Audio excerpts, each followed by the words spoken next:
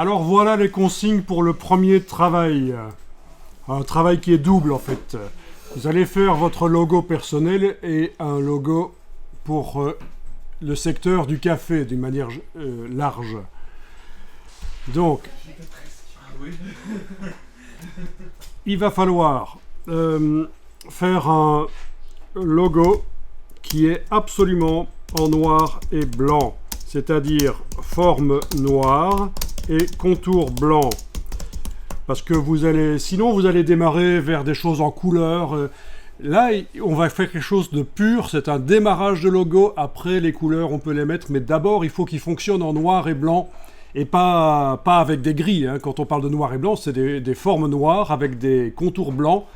Et en se superposant, ça crée des effets d'encoche. Donc, c'est graphique. Les effets d'encoche, c'est ce qu'on avait ici, même si le logo que j'ai dans Illustrator n'est pas terrible. Vous avez... Alors, il faut que j'aille le rechercher. Voilà. Et quand on voit le blanc sur le blanc, enfin... C'est ça. Une fois qu'on a enlevé l'œil en face du fond, on a des effets graphiques de renfoncement, en fait. Un objet se renfonce dans l'autre. Donc, vous pouvez utiliser tout ce qu'on a fait là, du texte en différentes parties. Vous utilisez des polices de caractères que vous choisissez. Vous superposez les objets comme vous le voulez. On a joué sur la marionnette pour modifier une silhouette qu'on a trouvée sur le web et qu'on a retravaillé dans Photoshop. Si vous vous souvenez, menu sélection sujet, je vais vous remontrer la playlist qui montre toutes les étapes parce que ça date quand même d'il y a quelques semaines. Donc, il va falloir utiliser... oui, il faudrait qu'il y ait quelque chose de figuratif dedans. Ne me faites pas un logo avec des carrés et des cercles. Il faudrait quand même que ce soit figuratif et sympa. Et faites différentes versions du logo. Une fois que vous avez fait une version, vous faites une version à côté, vous dupliquez, vous bougez les objets, dimension, position. Voilà. Donc votre logo personnel où vous allez utiliser un objet ou un animal figuratif trouvé sur le web qui vous correspond éventuellement. Ne vous en faites pas, c'est pas votre logo définitif, c'est juste un exercice pour montrer que en moins de 20 minutes, si quelqu'un vous demandait de faire un logo pour lui, en moins de 20 minutes, vous êtes capable de faire quelque chose qui graphiquement tient quand même un peu la route, quoi.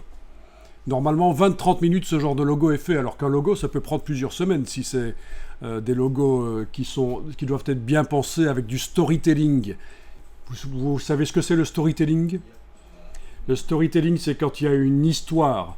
Un vrai logo, il y a une histoire, on peut le décrire les différentes parties et dire, tiens, ça, vous ne voyez peut-être pas ce que ça représente, mais en fait, c'est une partie d'un outil qui est utilisé dans l'usine. Il y a du storytelling, et ça, un bon logo, pas le genre de logo que les graphistes font en 1 heure pour 50 €, mais vraiment des bons logos pensés où on a travaillé plusieurs jours dessus, c'est des logos où il y a des choses à dire, des choses cachées.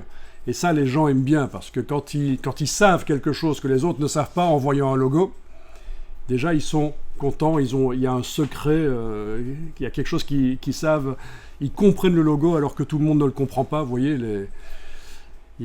ça peut aussi jouer sur le sentiment d'appartenance à une entreprise, la fierté d'être dans une entreprise, quand dans le logo il y a des choses qu'on connaît, soit parce qu'on est du métier.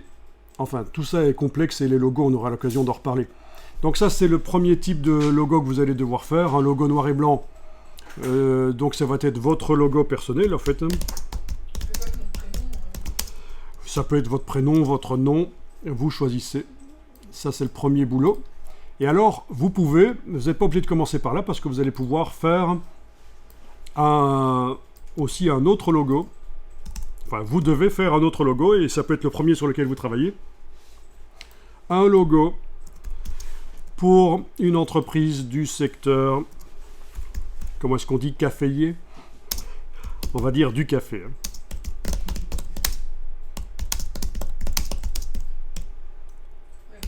Voilà. Et alors, même principe, logo noir et blanc, forme noire et contour blanc en se superposant Ça crée des effets d'encoche. Et alors, ce que je pourrais faire, c'est récupérer vos logos et voir si moi, je peux, devant vous, en les projetant, améliorer en repositionnant les formes et ce qui est bien, ce qui est moins bien. Alors, la question, est-ce que ça peut être en 3D ? Ça peut être en 3D à partir du moment où on a dans le logo que des formes noires et blanches. Oui, ça peut se faire aussi. Oui, il y a de la 3D où on a que des formes noires et blanches. Voilà, ne vous lancez pas tous dans un logo en 3D, mais pour répondre à ta question spécifique, j'ai par exemple ici un tuto que j'ai fait il y a déjà quelques années et qui est sur YouTube. Exercice logo 3D suggéré seulement par ses bords. Et là, si on regarde un peu ce qui se passe là-dedans, on démarre d'un texte comme ça. Puis on va l'extruder en 3D avec l'ancien outil de 3D d'Illustrator, ça marche encore. Mais la 3D a un peu évolué dans Illustrator, un peu. Voilà, donc on bouge avec un effet de perspective, je veux dire de déformation. C'est à ça que tu pensais ? On le finalise et puis en faisant en sorte que certaines parties deviennent blanches. Voilà, on a des formes comme ça, voilà. Alors il faut peut-être aller un peu plus loin parce qu'il y a sans doute mieux à faire. Voilà, ce genre de choses. Ça, c'est un logo en 3D, composé uniquement de formes noires, en fait. Hein. Mais c'est pas ce qui est demandé dans l'exercice ici, en fait. Hein. Parce qu'il n'y a pas de contour blanc, il n'y a pas de système d'encoche, mais c'est un peu l'idée, quoi. Et alors, ce qui est génial, c'est que ce genre de choses sur un t-shirt, pour l'imprimer, en encre blanche sur fond noir, ou en encre noire sur fond blanc, ou sur fond coloré, ben, c'est super facile, ça coûte pas cher, c'est un seul passage d'encre et c'est graphique. Par exemple, c'est le genre de choses qui... C'est ça qui caractérise aussi un bon logo, c'est que uniquement avec de l'encre d'une couleur, sur un fond, il est bien. Alors je ne sais pas à quoi tu pensais exactement quand tu pensais à la 3D, mais... Je pense que ce serait bien de se focaliser sur la technique qui a été vue, qui est très basique, hein, parce qu'on n'a pas vu grand-chose en fait. Hein. C'est juste des contours blancs et des formes noires, mais ça permettra de faire des choses bien. C'est une espèce de contrainte, parce que sinon vous allez partir dans plein de logos avec des couleurs, des effets différents, sans maîtriser nécessairement le logiciel. Et on va viser la sobriété ici.